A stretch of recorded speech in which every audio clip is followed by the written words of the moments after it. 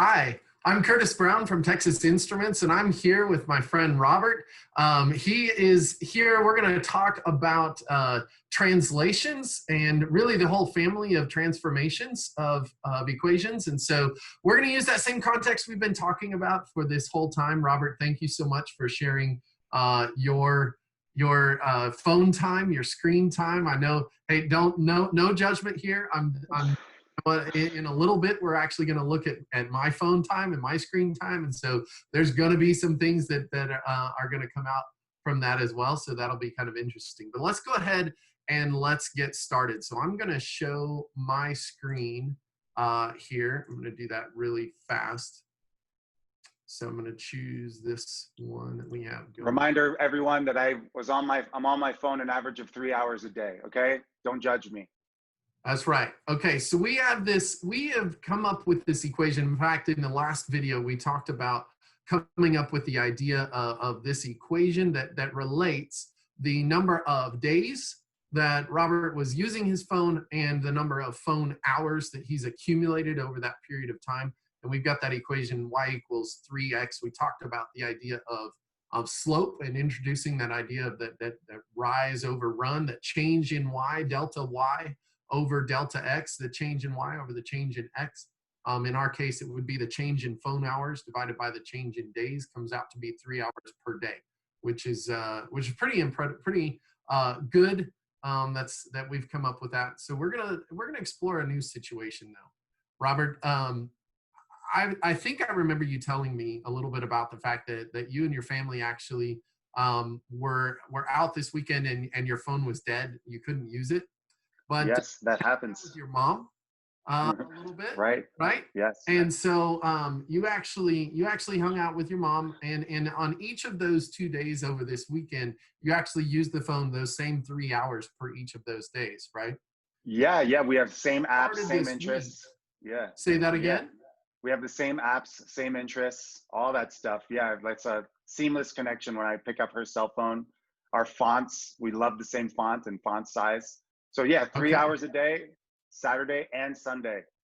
So a total of 6 new hours over the weekend, right? So when we start this week at this weekend, we're actually going with this weekend's data. We're actually going to be adding in those 6 hours, and we're going to look at how maybe that changes this relationship. Okay. So what I'm going to do is I'm going to take from day one. You're no longer starting at 3 hours. In fact, you have a total accumulated time, including this weekend, of 9 hours on that very first day. So I'm gonna go ahead and put in here that you were at 9 hours on that very first day. Mm-hmm. And then so it's like 6 hours from the weekend. So it's like from 6 hours from the weekend. You're now, since at the beginning of Monday, I already have 6 hours coming in. Is that what you're saying? Right. Yeah. You're starting off with, hey, I had 6 hours from the weekend. So that means that every single one of these, we're gonna add 6 to. So I'm going to just do this really quickly, check my arithmetic. So make sure that I've got those 5 days in this week now checked out. So we have 9 hours on Monday, 12 hours on Tuesday that you've accumulated, including those 6 hours from the weekend. Now look at the relationship that we've actually come up with, which is a little bit different than what we had before. We have that same proportional, that same rate of change, that same slope. It's still represented here, right? Y is equal to 3x, or in our case, phone hours is equal to 3 times the number of days. But we added this vertical change, right? All of these points actually shifted up. I don't know if you were paying attention just a moment ago, but I can undo this really fast. I can go back and change these guys really fast so we just remember what we had before, right? So that's cool. This is what we had before, right? And each of those points, as I move through this, you can see them shift up 3 units each time. Yeah. Right? So, or sorry, 6 units each time. So we a big jump that we jumped up 6 units, and that took that entire line and just went whoop, up to the top. And so that 6 comes from where we translated this thing up 6 hours, right? We translated this up 6 hours from that data that we started with over the weekend, which is really kind of a cool really kind of a cool example of the way that we can talk about this. So Yeah. You know, it's cool. Like I like, can you bring your mouse to day 0? I can bring my mouse down here for day 0. We'll have to Day insert. 0. We can put in a day 0. Let's put day 0.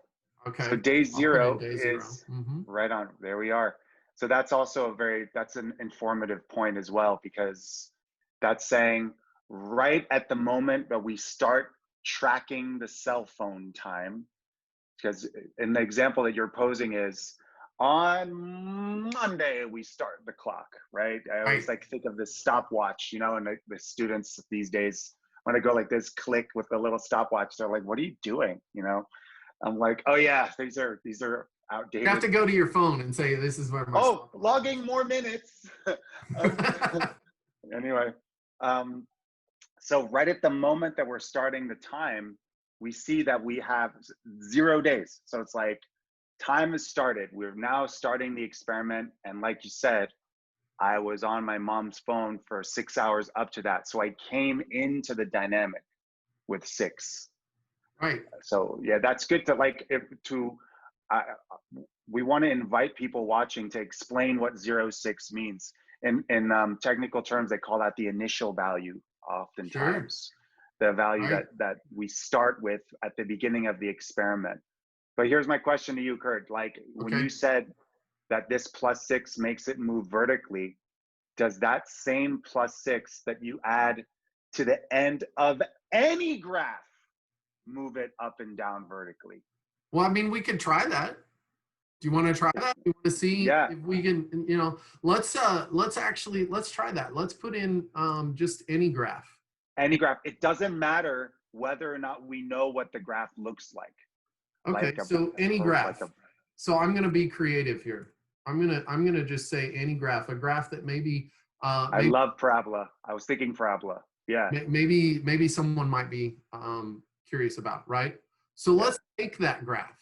Let's take that graph right there and let's add 3 to it. So let's do that. We're going to say that same graph. We're going to say x. Don't do it yet. Do plus and don't write 3. Yeah, do plus. What do you think it's going to happen, everyone? Where is it going? We'll give you a hint. Up, down, left, or right? Yeah, it is. Do it. Do it. Okay. So I'm going to put that on there. +3. We don't know where it's going to go when I hit enter. All right. So hey, it popped up. It popped up 3 units. That black graph there is 3 units, no matter where I measure on here. As a matter of fact, if I do this, watch this, check this out. So if I hit trace and I just use trace all, check out the difference between these 2. I like it. Rock. So as I move anywhere along this graph, any place along this graph, what do you notice the difference between those 2 points right now? Master. I love it. I love the comparison. I love it. Check that out. Yeah. So that's +3. Hey, what if we did that same graph? Okay, so x squared. What if we did like, I don't know, -1, -5. Okay. Yeah, -5 is good. Even 1. So what do you think? Where's it going to go? Right. If plus is up, then down is minus. Down is minus, right? So the distance between this graph, my original one, right? Yeah. And x squared -5, no matter where I am on the graph, does not matter. Okay. So comparing the red to the pink, red to the pink, right? What's the difference between those 2 values? A little hard to see there. Let's start here. There it is. Yeah. 0, -5. Distance is 5, right? Down 5 units, right? Everything down 5. I am on this. If I take 2.25 and I subtract 5, where am I going to be? -0.75, right? So no matter where I am, if I just type in a number like 3, x is 3. Okay. So I'm at +3, 4, and I'm off the screen on the other one. Let's try 2, right? I'm at +2, 4, right? And I'm at 2, -1 down here off the graph, right? Yeah. So I like the idea of universal rules for all graphs. So when we go back to linear, we can now assume that any sort of plus or minus at the end of the equation will have a vertical shift to the graph. Thankfully, plus would lead up and minus would lead us down. And that's what, exactly right. Totally Are awesome. there, so yeah, so I was on my mom's phone for the weekend. That was a great hypothetical. And so what other hypotheticals exist vis-a-vis how we can explain them graphically? So let's think about another possible scenario. Okay, whoops. How about 0 is not? Yeah. Right, so 0, we're starting from scratch again. Now, right. Let's think about this for just a minute. So what if instead of you guys went to the hang out with your mom and your phone was not there, suppose on Monday you guys actually went to the water park. And I don't know about your phone, but my phone and the water park just don't mix. It's definitely not a good scenario. So you just didn't take your phone that day and you didn't use it. And so at the end of Monday, you're still at 0, right? You're still at 0 time. As a matter of fact, we're going to just take this. We're going to say that starting on Monday, day 1, you're actually at 0. So we're going to take all of these days. We're going to shift them just a little bit. Okay. We're going to shift them to the right just a little bit. So on day 2 is when you actually had 3, right? And on day 3 is when you actually had 6. And on day 4, 5, 6, and really this would be like day 1, right? Would be at 0, right? Yeah. So we took all of those values, and did you notice how that was happening? I'm going to back up now. Since I just did that, I can just kind of back these up. What did you notice? Every single one of these just horizontally shifts. Every time I do this, every time I change that from 2 to 3, and from I see them stepping to the right. To 5, every single piece is shifting over 1 unit, right? Totally shifting over 1 unit. Now, I see that I have this graph here, and that's a different way that I could graph this. What I want to do is I want to go ahead and I'm going to graph a function. I'm going to put in a new function here. I want to talk to you just a little bit about the way that this function can actually kind of work. Okay, so we know that we're adding 3 hours every day, right? Mm-hmm. Yeah. We know that we're adding 3 hours every day. Now, what I did was I actually took those days and I translated them. I shifted them 1 day forward in the week, right? I said, I want to get 1 day further down in the week. Now, in order for me to relate that back to what we were doing originally, right? Originally, this day 1 was really 1-3, right? Yeah. Right? So that day 1 was originally 1-3. So what I'm going to do in order to kind of make my equation look similar to what I was doing at the beginning of the week or the beginning of this session and we've been talking about, I'm going to actually subtract 1 from the days that I currently have, right? To relate it back to what I had originally. That's what I'm going to do. I'm going to subtract 1 from our original series, right? So now, when I plunk this in, I should get a graph that actually looks like the graph that fits this equation. And as a matter of fact, it does, right? So we're talking about how do we relate back to the parent graph or the graph that we started with at the very beginning, which was y equals 3x, right? We started off with this idea of y equals 3x and where those Can you graph that? Can you graph y equals 3x? Can you graph y equals 3x? Can you put y equals 3x, the original one on absolutely. Let's do that. Let's plot it. Let's put in another function here. So we could see we call that the parent function, the original one. I'm going to call this the parent graph. Yep. So I'm going to say this is 3x, right? I'm going to just plop that guy on there. Now, isn't this cool? Look at these points all along this graph. I can take a point. Let's pick one right here, like at 12. All right. So at day 4, right, in our original relationship, at day 4, that was our 12 hours, right? Right. Because we didn't use the phone on the first day. You didn't use the phone on the first day. You guys were at the water park having fun, splashing, going down the water slides, doing all kinds of things. Your phone would have gotten ruined. All right. So you didn't even take it. All right. So we translate that 1 day forward in the week, right? We're taking that and we're translating that 1 day forward in the week.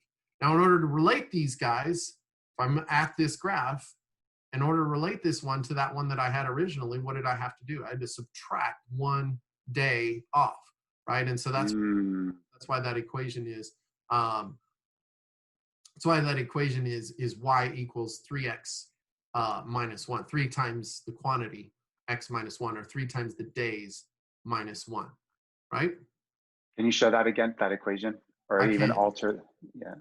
I can. Let me show that again here. I don't know why. Yeah, the way to bring, you have to essentially, that's an interesting way of looking at it. So the new graph, that is the slope 3 times the quantity x minus 1, there it is. The way to relate that to the original one is to subtract a day.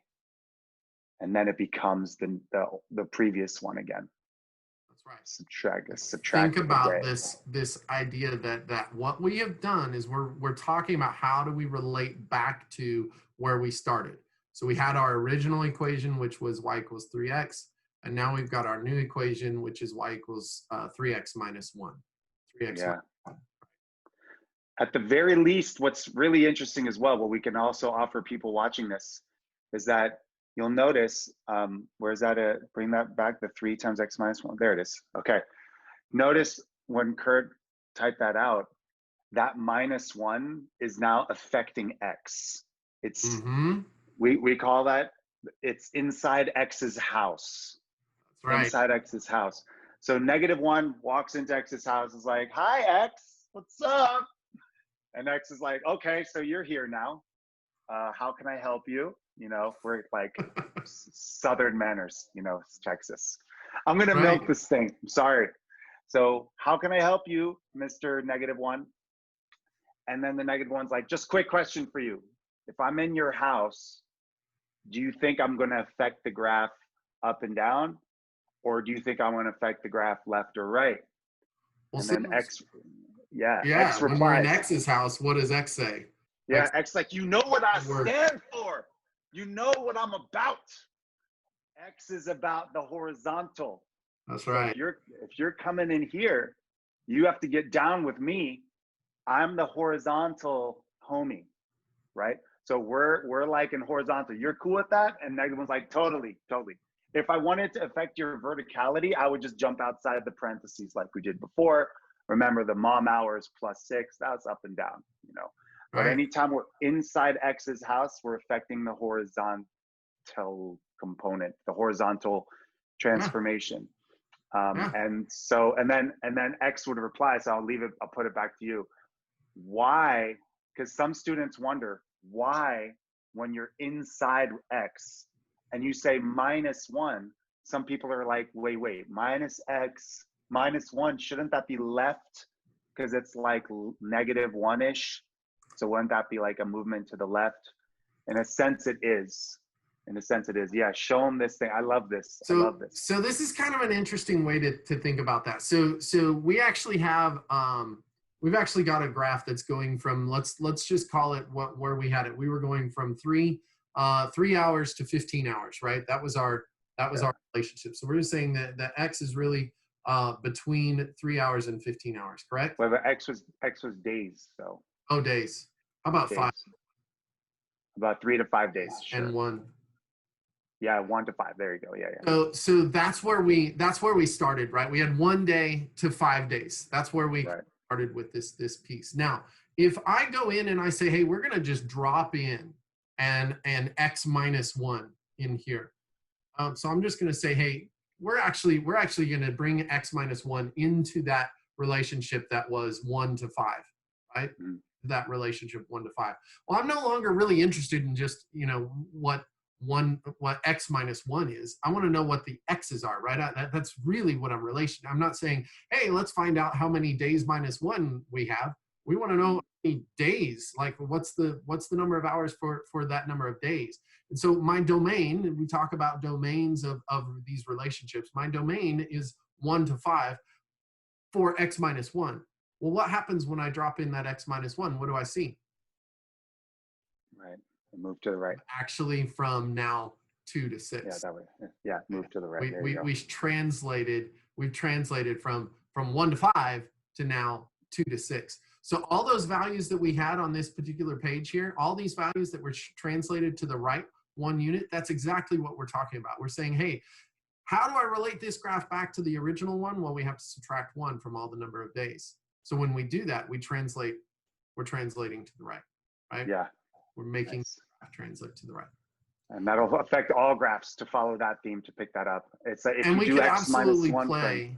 we don't need to do that necessarily now, but like you may, just in the spirit of time, I guess. We don't have to play with that right now, because we're gonna talk about that in just believe us. Believe that. us. If it's x minus 1 in any graph moves to the right, x plus 1 would move to the left. That's right. That's right. I did this. In fact, let's do that, because I think that is important.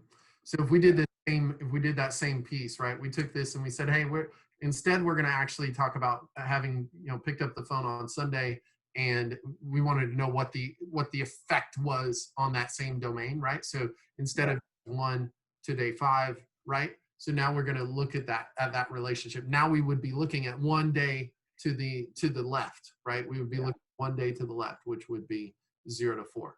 Okay, Robert, so we've really talked about some really great things here. We talked about the lefty-righty shifts, and we talked about the uppy-downy shifts. We talked about how that kind of works in this set of relationships.